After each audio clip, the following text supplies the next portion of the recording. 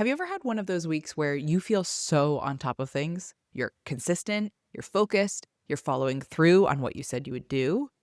Feels good. Like, this is it. This is the version of me I've been trying to become. And then something shifts.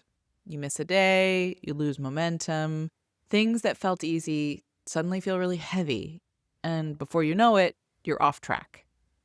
And if you're anything like me, that moment can spiral really quickly because it's not just about what didn't get done.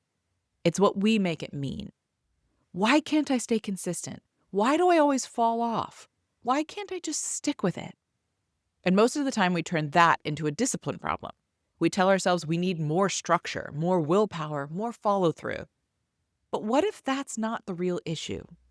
Because if we look at everything we've talked about this week, a different picture starts to emerge. Overthinking, activation, pushing past our limits and then crashing. That's not inconsistency. That's a nervous system cycle. You didn't fall off track. Your system hit its limit. Last week was a perfect example of this for me. I was having a great week. I was knocking out projects that had been sitting on my list for weeks. Spring cleaning, organizing, getting ahead of some content, prepping a workshop, booking some sample sessions. And on top of that, I was momming my two littles with extra patience and silliness, even in the midst of teething and tantrums. I felt honestly on top of the world. And then I woke up one day and I could feel it. Something was different. I didn't have that same infinite energy available, but I had already scheduled my day with yesterday me energy. I fought myself the entire day. I was snippy with my kids and my husband. I felt irritated with myself for not being on track. And by the time we hit that late afternoon witching hour window, I was completely dysregulated.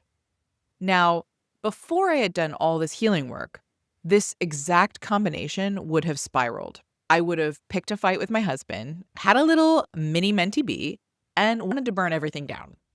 A series of choices would come from a really activated, overwhelmed place in me. But this time, something was different. I could feel what was happening in my body. I could feel that pushing through was making it worse.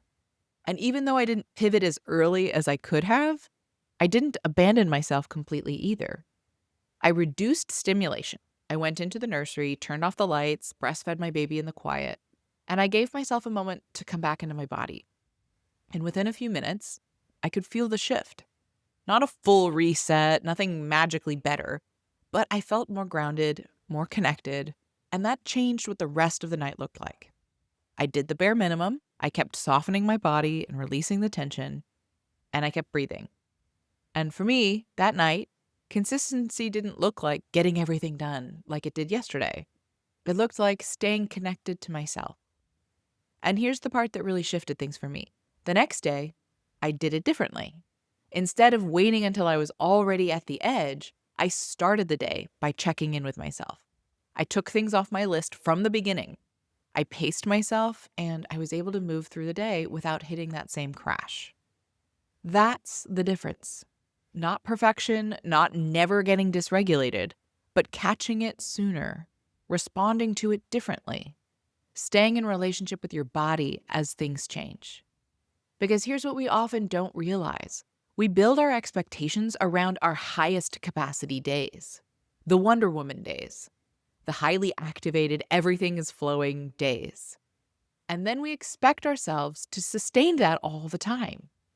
But that version of you was never meant to be your baseline.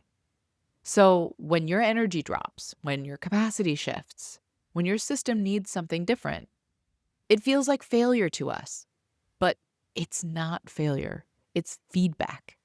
Your nervous system is saying, this pace isn't sustainable. This level of output isn't supportive anymore. We need something different. So instead of asking, how do I get back on track? What if the question became, how do I stay connected to myself today? The goal isn't to never fall off. It's to stop abandoning yourself when you do. And when you can do that, consistency stops feeling like something you have to force and starts becoming something you can actually sustain because you're working with your nervous system and not against it. I would love to hear from you in the comments. How do you handle your yesterday me plans and adapt them to today me's needs? And with that, we've come to the end of today's episode on the Contentment Creator channel, where we looked at nervous system regulation and its role in overthinking, energy cycles, somatic practices, and consistency.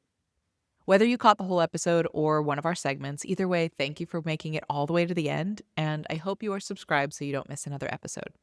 Join me in my mission to turn a world full of content creators into a world of contentment creators. Bye, y'all.